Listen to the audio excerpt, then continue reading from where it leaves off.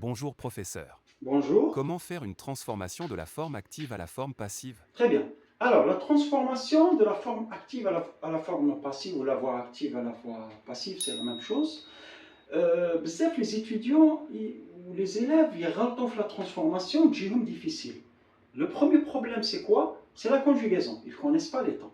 Maintenant, on va voir tout d'abord, c'est quoi une forme active et c'est quoi une forme passive. Très bien. Alors, la forme active, c'est quand le sujet, ou le sujet qui est ici, dans cette phrase, ma mère mange une pomme. C'est la mère qui fait l'action. D'accord? La transformation à la voix passive, tout simplement, qu'est-ce que je fais? Je prends le COD, d'accord? Une pomme ou la pomme, d'accord? Et je vais écrire par, c'est le sujet qui vient ici, et à la place, qui prend la place du COD, par ma mère. Alors, le problème, il est ici. Plutôt, la difficulté, elle est ici. Alors, qu'est-ce que je dois faire? Le verbe manger, ici, est conjugué à quel temps? Présent de l'indicatif. Je vais mettre l'auxiliaire être, qui s'accorde bien sûr avec une pomme. Une pomme, je peux la remplacer par elle. Donc, elle est. Manger, c'est le participe passé du verbe manger. Manger avec. Alors, une pomme est mangée par ma mère. Il y a quelque chose qui manque.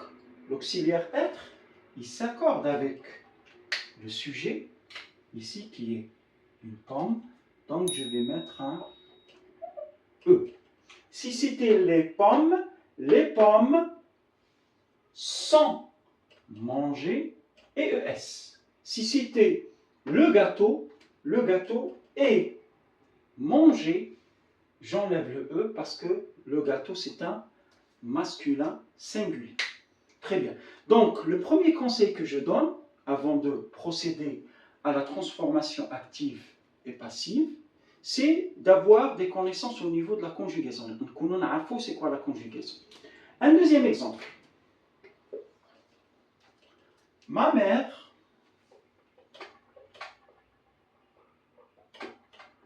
mangera, futur simple, une pomme.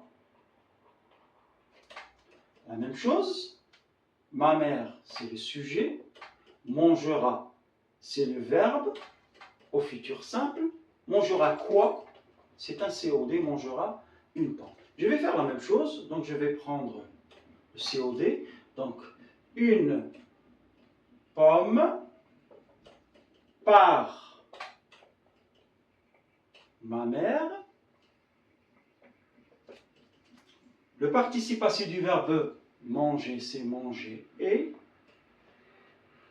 D'accord?